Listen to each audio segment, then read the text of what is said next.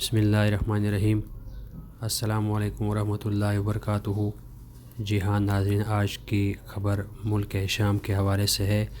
ملک شام کے شہر حلب کے ایک شہر میں ایک اخبار وطن کے مطابق وہاں کے ایک 20 سالہ نوجوان جس کا نام عبدالرحمن بتایا جا رہا ہے، کہا جا رہا ہے اس نوجوان نے آج ایک ہی رات میں پورا قرآن مجید سنا ڈالا۔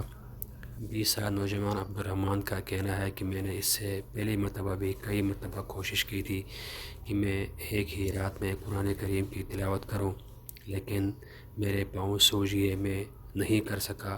لیکن میں نے اس مرتبہ سردیوں کی راتوں کو اس لیے انتخاب کیا کہ سردیوں کی راتیں لمبی ہوتی ہیں، پسینہ نہیں آتا ہے، اور میں نے الحمدللہ ایک ہی رات میں قیام اللیل کی ایک رکعت میں تقریباً 7 گھنٹے لگا کے پورے قرآن مجید کو ایک ہی رکعت میں سنا ڈالا۔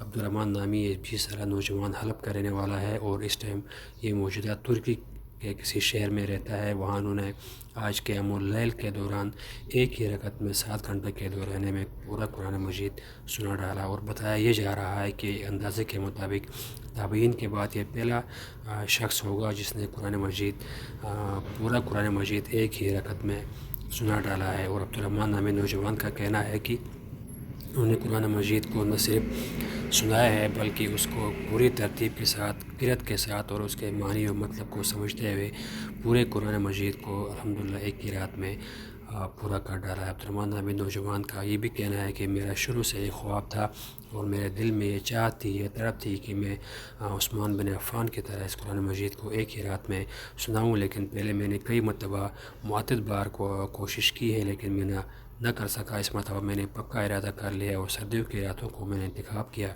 اور میں نے الحمدللہ پورے قرآن مجید کو ایک ہی رات میں 7 گھنٹے کے دورے میں مکمل کر دیا۔ اور بتایا جا رہا ہے یہ اس ٹائم موجودہ دنیا میں کا سب سے بڑا ریکارڈ ہے۔ اس سے پہلے اس طرح ایک ہی رات میں قرآن مجید کسی نے ایک ہی رات میں نہیں سنا سکا۔